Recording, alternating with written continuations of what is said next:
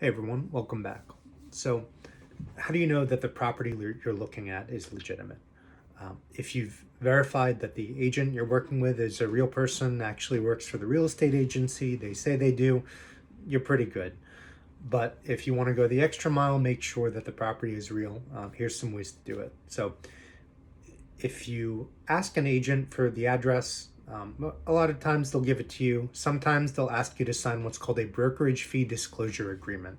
Um, these agreements are different in every agency, but basically it's saying that, like, hey, if I'm giving you the address of a place, you're saying that you're going to work with me to rent it. You're not going to take the address, go to a different agent, and rent it through them.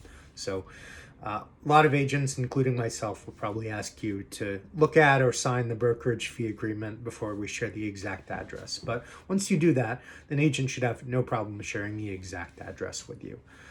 Once you have the exact address, you can look it up to make sure it's real. You can look it up on Google Maps to see where it is, but you can also look it up on what's called the tax assessors database. So in Boston, there'll be the Boston Tax Assessors Database. In Somerville and Cambridge, they're different. Brookline, they're all different municipalities, different cities, different towns. So they'll have their own tax assessors database. But you can type in the address in the tax assessor database, and it should return a real place if you've typed it in correctly. If you've typed the correct address in.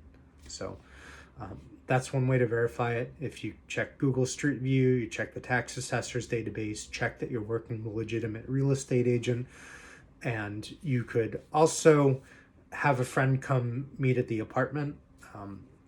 If you really like the place, it might take a little bit too much time. It might be a risk that you would lose it to another group, taking the extra time to set up a showing and have a friend meet there. But generally, an agent, if it's really necessary, can meet someone at a property to show it. So I hope that's helpful. The information on the tax assessor's database I'm going to put in the description below so you can look it up.